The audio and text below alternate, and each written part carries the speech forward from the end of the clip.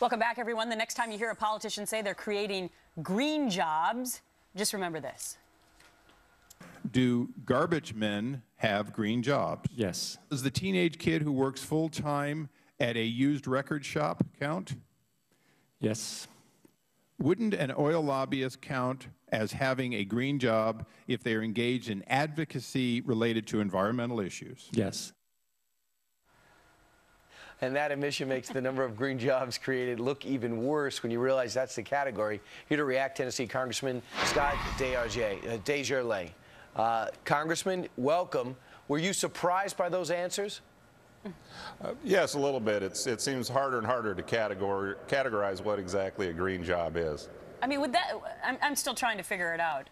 The kid who's working at the record shop, why is that a green job? Because you're throwing away old LPs? I mean, I don't know. They're recyclable?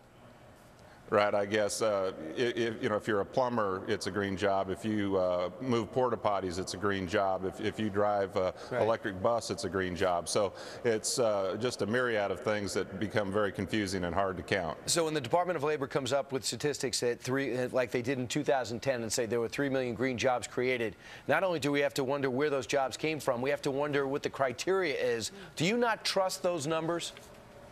Well, I'm very leery of the numbers. The one thing that we keep looking at is these shifting unemployment numbers. Is it 8.7? Is it 8.1? Is it 8.2?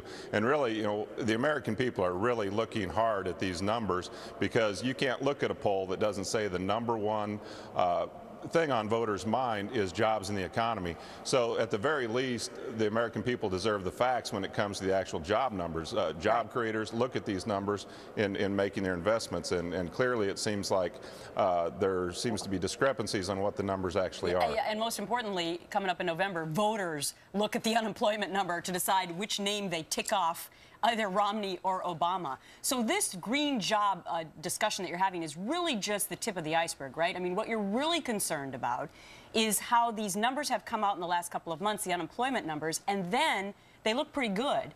Then they're revised later on, and you're wondering why is that happening? Because that really doesn't get any press when they're revised on the downward side, right?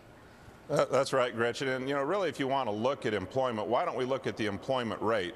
Employment rate is at one of the lowest in the past 30 years. It's somewhere around 63% of people that are actually employed. So if we look at a number of 8 or 8.2 or 8.4, what happens to those 26, 28% in between that aren't really being counted anymore? Are they underemployed? Are they, just not looking? And so it's clear to see the numbers could be skewed. But if you actually looked at Americans who are employed, maybe that would be a better barometer. Right, and so you're really concerned, too, that Department of Labor statistics, well, there might be a lack of integrity there, and that's what you're examining. Congressman, thanks so much for joining us this morning. Yes, sir. Thank you.